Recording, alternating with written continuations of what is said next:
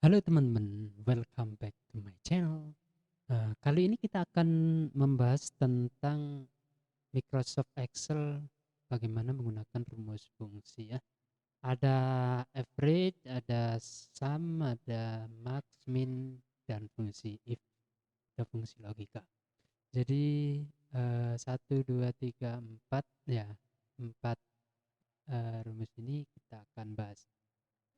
Untuk average seperti yang kita ketahui adalah untuk menghitung nilai rata-rata, sum menjumlah sekumpulan data, max ya mencari nilai tertinggi, min kebalikannya nilai terendah, dan fungsi if atau fungsi logika. Fungsi ini digunakan jika data yang dimasukkan mempunyai kondisi tertentu. Nah, kita akan mulai saja langsung.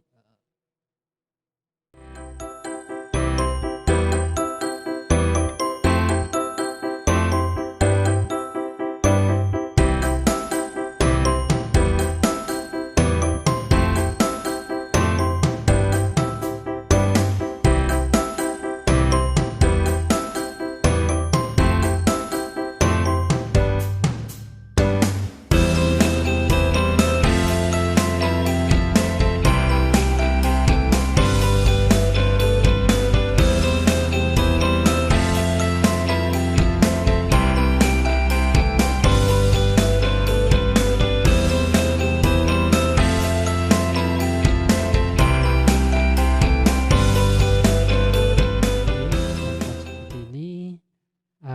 Untuk nilai KD-nya per KD ini silahkan diisi nilai sesuai keinginan kalian. Misalkan lalu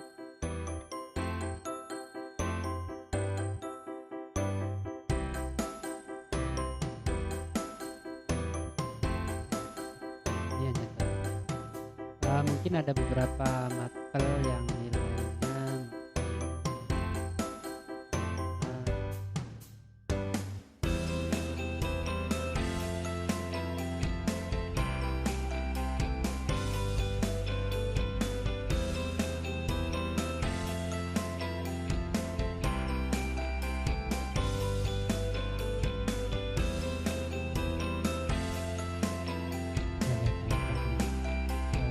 kemudian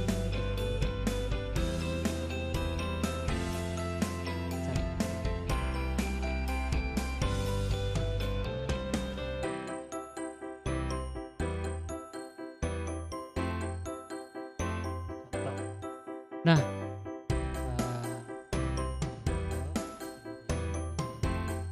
berikan order lalu order.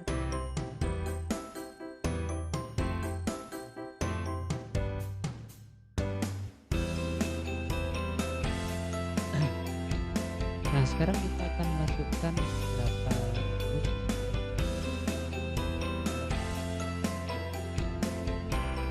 Nah, contoh sekarang kita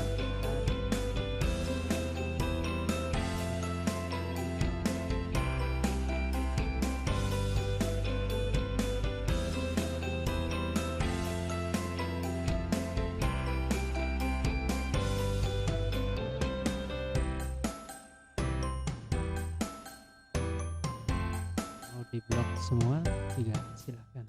Ini untuk skillnya.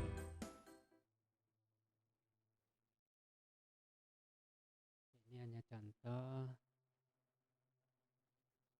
Nah, sekarang kita akan menghitung menggunakan rumus average ya, rumus rata-rata di sini. Untuk rumus rata-rata kita ketikkan setiap rumus diawali dengan sama dengan, kemudian ketikkan fungsinya, misalkan average. Ini sudah ada. Nah, ini akan muncul buka kurung. Kita diminta menentukan nomor dari sel itu. Jadi kita blok ya, sel awal sampai sel akhir. Jadi C5 sampai E5. Kita tutup kurung seperti ini, di enter. Nah, nilai rata-ratanya akan muncul di sini. Kemudian kita pilih bagian yang sudah kita kasih rumus, kemudian sel ini kita copy dengan cara klik ya, diseleksi dulu ya sel ini, kemudian diklik bagian tanda titik di bawah, kemudian di drag atau diseret ke bawah seperti ini. Nah, ya, ini akan muncul.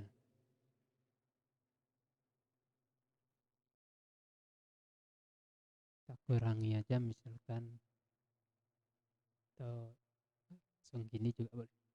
Oke, setelah kita hitung nilai rata-rata, kemudian di sini kita akan mencari nilai tertinggi. Nilai tertingginya berapa gitu ya. Kita ketik di sini sama dengan, kemudian ketikkan rumus mak.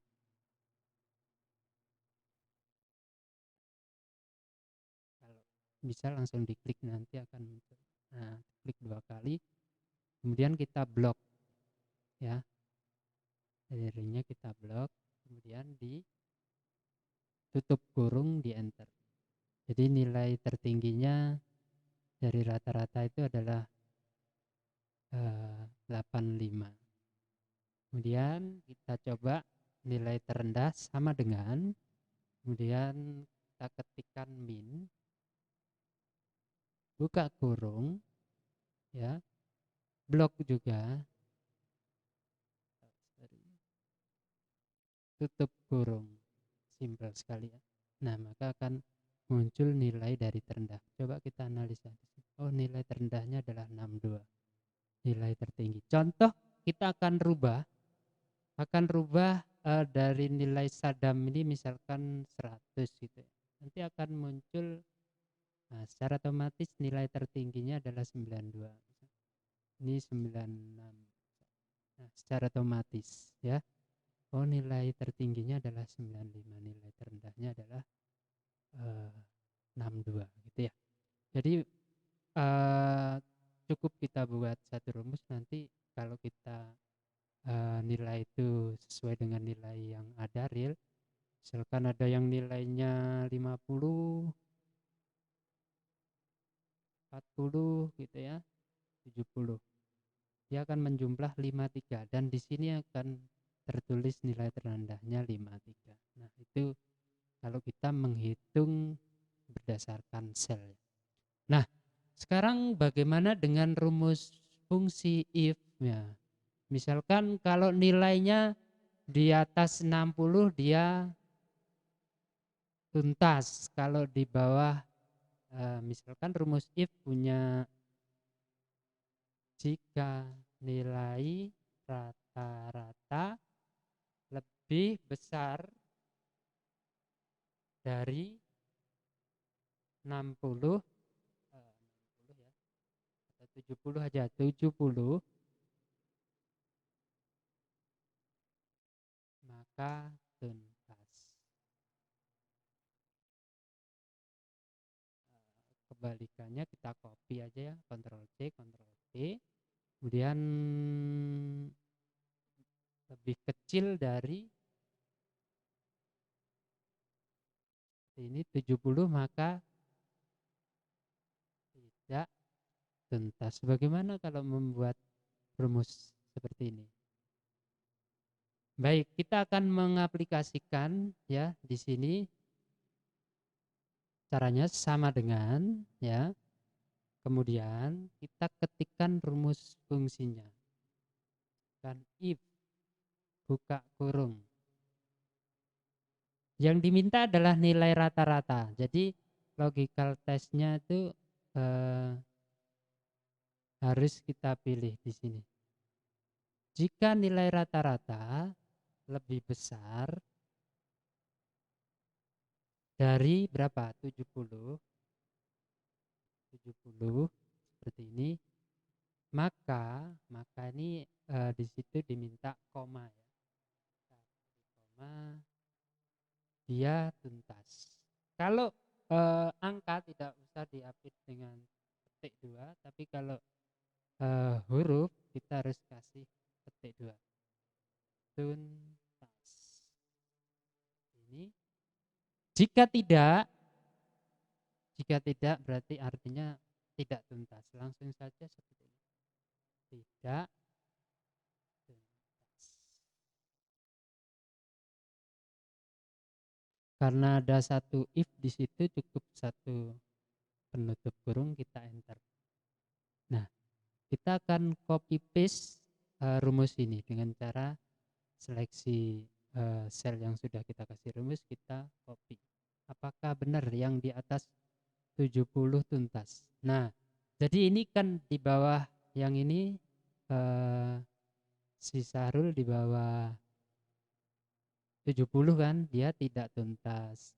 53 ini Samuel tidak tuntas karena di bawah 70. Nah, itu untuk menghitung nilai keterangan ya, keterangan dengan menggunakan fungsi if. Sebenarnya ini fungsi if yang cuma dua yang kita ukur sehingga lebih mudah. Kalau ada nilai A, B, C dan seterusnya, nah itu akan lebih membutuhkan logika yang lumayan. Jadi cukup sekian, mudah-mudahan ini bermanfaat untuk kalian semuanya. Terima kasih atas perhatiannya, mudah-mudahan bisa terus berkarya.